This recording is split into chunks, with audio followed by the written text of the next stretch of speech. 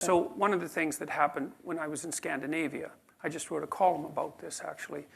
It was interesting being in Scandinavia, especially in Sweden, because they've pushed the equality of opportunity doctrine farther than any other country in the world. They invented it. It all started there, like in the UN, in the original, the charter. The Swedes were there. They've never given up. No.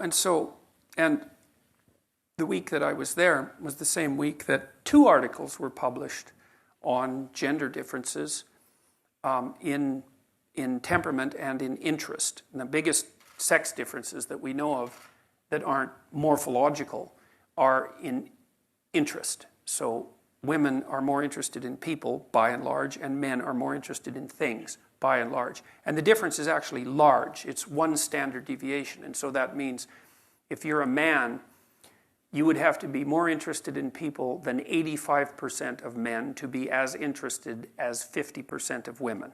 And if you're a woman, you'd have to be more interested in things than 85% of women to be as interested as the 50th percentile male. So the difference is actually quite substantial. And it's certainly large enough to drive occupational choice differences. And which it does. Explains a lot about the configuration of people in the workplace. Oh, absolutely. Well, and we're approaching parity in terms of overall workplace distribution of men and women, but there's massive differences in occupational choice. Like, it's very interesting, for example, to go to the website of the U.S. Labor Department and look at male and female-dominated industries. And, there's the top 10 male-dominated industries have basically 0 women in them. So bricklayers being one of them. They're people-free zones, according to Camille Paglia, that you find just a lot of men in the people-free zones. Yeah.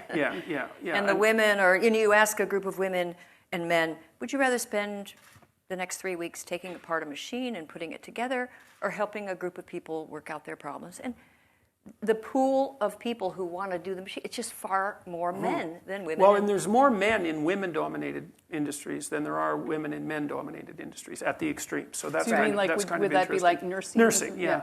Yeah, so there's way more male nurses than there are female bricklayers. I've studied these male nurses, and they already, gender activists are upset because they earn more than women. And a professor of nursing at University of Pennsylvania tried to find out why. And she found out they immediately find out what's the best paying field, subfield. So they go into like nurse anesthesiology. It pays a lot more. The men are there in disproportionate number. And they're willing to work insane hours. They're far more willing to move to a higher Same thing paying Farrell field. found with gender differences, is that men are more willing to move. They're more willing to work longer hours. Yeah, they're more willing to work outside. They're more willing to take on dangerous tasks. They're more likely to work in scalable industries. So, you can't scale personal care. It's really very, very difficult. They're much less likely to work part-time. If they have small businesses, they're much more likely to work full-time in the small business rather than part-time. Yeah. And, women have their reasons to want to work part-time. And Farrell also pointed out that if you work 10% longer hours, you make 40% more money. Non-linear return on overtime. That's something that's really useful to know, it's in terms of your career beneficial planning. To an employer that have someone. Well, it also marks you out. Like if you have 10 employees and they're all doing a reasonable job, let's say, but one of them is working an extra half an hour a day or 45 minutes a day, and you can observe that every day, then that gives them an edge with regards to potential promotion. And the return on those edges is nonlinear. And so, anyway, so I went to Scandinavia, and it was the same week that 2 studies were released showing what had already been established beyond a shadow of a doubt, that the personality differences between men and women, and the differences in interest as well, actually get bigger as your society gets richer and as it gets more egalitarian. And not just a little bit either. That's the other thing that's so interesting, is you might think, well, the effect is, it's the opposite of what the social constructionists would predict, first of all. So that's the first thing to point out, is it's not only that their hypothesis wasn't supported, it was decidedly refuted. And none of them have come to terms with that. And it's not a small effect. The difference between personality between men and women in Scandinavia is a lot larger than it is in non-egalitarian countries. Like in rural Botswana. But that's also true in the United States. The richer the demographic your household, the more likely the woman is to take time out and be at home with the kids. Right, Because right. she can She can afford to afford do it. it. She can afford to do it, and she can afford to major in Well, odd, low-paying fields like I don't know, feminist dance therapy or something. well, the other thing you see too is that one of the things that's also interesting, I think, is that there's this idea that marriage is a patriarchal institution, that's primarily put there for the utility of the male, and you think, well, I think that's complete bloody rubbish, and I don't think there's any evidence to support it at all. But I think the best counter evidence is that, well, if that's the case, then rich people shouldn't be getting married because they don't have to oppress themselves. But the truth of the matter is that the higher your demographic position, the more likely you are to be married. So marriage has fallen apart among, And the more likely the wife is staying home, but not. I mean, she has all sorts of pursuits, but she's not. Well, there's an old saying: any woman who marries for money earns it. Yeah. But now let me this is where you might get in a little trouble. Because in your book you call men order and women chaos. And you say, order, the known, appears symbolically associated with masculinity, and chaos, the eternal feminine, is also the crushing force of sexual selection. Yeah, what's up with that? Yeah, we chaotic. Okay. You find us chaotic. It isn't men and women that are order and chaos. It's masculinity and femininity symbolically. And so what's happened fundamentally is that our brains are wired for social cognition. So we're not natural scientists. We're natural sociologists. That might be a better, even though I shudder to think that might be true. Especially given the state of sociology. Yes, well, that's it. Okay, triggering. Or maybe, triggering. Yeah, or maybe we're more naturally people who observe through the lens of fiction, and that what we see is the world as characterized, and the world obviously is made out of men and women and children. And those seem to be our fundamental cognitive categories: masculinity, femininity, and then the category of children. And those categories have expanded to take on connotations outside of pure person perception. And so, it's for this reason that if you go to a movie, and maybe it's a Disney animated movie, and I like to talk about those because they draw on a very deep symbolic well. It's perfectly reasonable to see a witch that lives in a swamp, because those go together.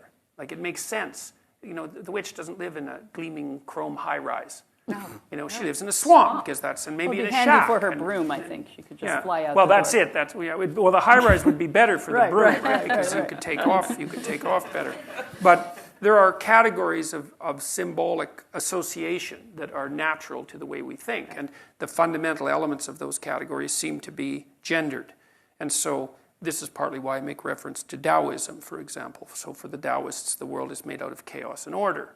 And chaos is the domain that you don't understand and that emerges unpredictably, but also the domain from which new forms emerge, right? Because it's from novelty that the new emerges. And I think the fundamental association between femininity and chaos is the association between what's unexpected and novel and what's new, because new forms emerge from chaos. And it's not that chaos is bad and order is good. That's not. Both have their pathologies. Both have their pathologies. And their virtue. Yeah. Yes, and what you're looking for, and this is what the book concentrates on above all, is that you're looking constantly to find the balance between those two. So, for example, formally speaking, the domain of order is that place that you are when what you're doing is producing the results that you want to have produced. So imagine, think about the preconditions for not being anxious. Okay, so the preconditions are that you're constantly making predictions about what's going to happen next. And those predictions are tied tightly to your behavioral output. So you act in a certain way and you presume that a certain thing is going to happen. And if your actions produce the results that you desire, then you assume that you know where you are and you know what you're doing, and that your plan is intact, and that the environment is secure, and that keeps your anxiety under control. That's order. And then, maybe you're at a party and you don't know anybody, and you tell a joke and everybody looks at you like what you said was not only not funny, but also downright offensive. And then all of a sudden you've moved from the domain of order into the domain of chaos, because you thought you were somewhere, and you thought you were someone, and you thought you were with people that were of a certain type, and you got all that wrong. And so it calls... You're also suggesting it is going to be the woman who says, I find that really offensive. I'm not suggesting that. But it probably is. Never mind. But women are also more sensitive to negative emotion. Right. So there is some slightly higher probability that that might be the case. But then I think women are also associated, at least in men's imaginations, with nature, which is part of the chaotic domain, say, as opposed to culture, because they're sexually selective. So you got to think, what is nature? I mean, we have that as a cognitive category, right? We think of the natural world, we think of nature versus culture. It's a fundamental opposition. What is nature? Well, nature is trees and landscapes and animals and all of that. But that isn't what nature fundamentally is. Nature fundamentally is that which selects from a genetic perspective. That's nature. That's the fundamental definition of nature. And it is the case that human females are sexually selective. And it's a major component of human behavior. So the evolutionary theory, roughly speaking, is that the reason we diverged from chimpanzees 8 million years ago, 7 million years ago, is at least in part because of the differences between sexual selectivity between female humans and female chimpanzees. Female chimpanzees are more likely to have offspring from dominant males, but it's not because of their sexual selectivity. So a female chimpanzee has periods of fertility that are marked by by observable physiological changes. Not the case with human females. Human female ovulation is concealed. So that's a very profound biological difference between human females and chimpanzees. And the chimpanzee females will mate with any male, but the dominant males chase the subordinate males away. But human females are sexually selective, and it's not a trivial fact. So you have twice as many female ancestors as male ancestors. You think, well, how can that be? Well, imagine that on average, every single human female has had one child throughout the entire course of history, which is approximately correct, by the way. Then imagine that half of the men had 0 and the other half had 2. Okay, and that's roughly the case. So half of males, historically speaking, have been reproductive disasters. And the reason for that is because of female sexual selectivity. So it is actually the case that female humans are nature. It's not only that they're associated with nature symbolically. As far as reproduction is concerned, they are the force of nature that does the selection. And so they're nature in the most fundamental way. And there is a chaotic element of that, at least in relationship to men, and also in relationship to women, because a lot of the female-on-female competition is competition that's chaotic for the right to be sexually selective, right? Not only with regards to men, which drives a lot of politicking, but also in relationship to each other, because part of what human females do is jockey for position in the female dominance hierarchy for the top position, which is the woman who gets to be most sexually selective. And so that drives female-female competition, and it's a different dynamic. There's similarities between female-female competition and male-male competition, but there are also differences, and they're pronounced. So men, for example, men are more likely to compete for socioeconomic status, and that's partly because that drives female mate choice. So the correlation for men between socioeconomic status and sexual success is about 0.6, and for women it's 0. Yeah. 0. In fact, it's actually slightly negative. Yeah. So, and that's a huge difference between men and women. But do you know the anthropologist Sarah Hrdy? H-R-D-Y. And she's like my favorite feminist theorist, although as she would say, I'm a theorist who happens to be a feminist. But she studied primate behavior, and she looked at the women the females and not women, very carefully, and looked at chimpanzees and gazelles and so on, and found that the female, initially, like male primatologists would look and say, oh, the males are dominant and the females are so cooperative. She looked more carefully and saw the females weren't exactly cooperative. Like they would pass around their infant, their baby, whatever they were, and would find, and so the male primatologist would say, oh, they're they're so kind and caring. She found out that when it was not it was not hers, they would take little tufts of hair that would come out, or they'd do something to the eyes, and the baby would be injured. And she saw all this violence. Especially but it was true when there's covert. status differentiation. Yes. So it's much more likely that'll happen when a higher status female is taking care of a lower status infant. Exactly. And she said the great tragedy, well, not tragedy, she said the reality of our species. And in fact, the subtitle for her book is The Woman Who Never Evolved. We didn't evolve for niceness and cooperative. There's immense competition, and according to her, it's indelibly, marked in our nature to compete for the dominant males. Oh, yes, no doubt about that. And that seems true cross-culturally as well. That does flatten out a little bit in the more egalitarian societies. Yeah. So instead of being exaggerated, it does flatten to some degree. Right. So you could imagine that there's a biological component and a cultural component. Of course, and both. In that case, if you modify the cultural component, then that seems to decrease the overall. So, let me be more clear about this. Women are less prone to mate up across and up status hierarchies in Scandinavia than they are in less egalitarian countries, but they're still prone to do it. So worldwide, for example, young women find men who are about 4 years older than them maximally attractive.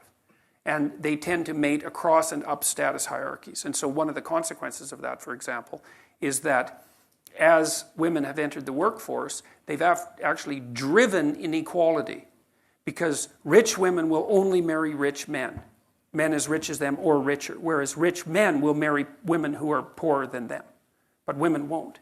And so what that means is it's another factor that's pooling wealth in the hands of fewer and fewer people. It's assortative mating now, and you just find someone with your background. Whereas a doctor might have once married his secretary, he now marries another doctor. Yeah.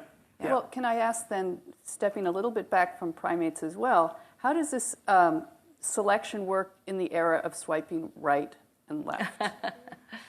What is your reaction to the way young people date today? Oh, that's I was really hoping we'd get into that. I was really... Well, you were very into the monkeys, so I didn't want to interrupt. No.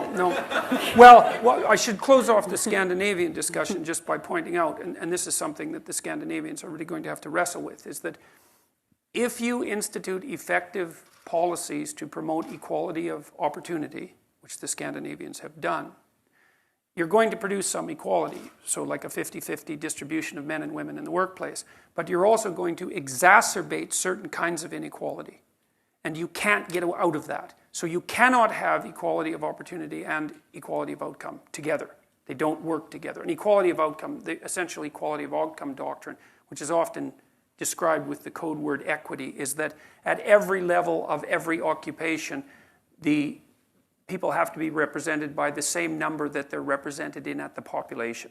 So if it's not 50-50 men and women in each occupation and in each strata at each occupation, then that's sort of prima facie evidence for discrimination and for systemic discrimination. It's like, nope, sorry, you have to factor in choice, and choice actually turns out to be a very important determinant. And as the society gets flatter and flatter, choice becomes a more and more important determinant.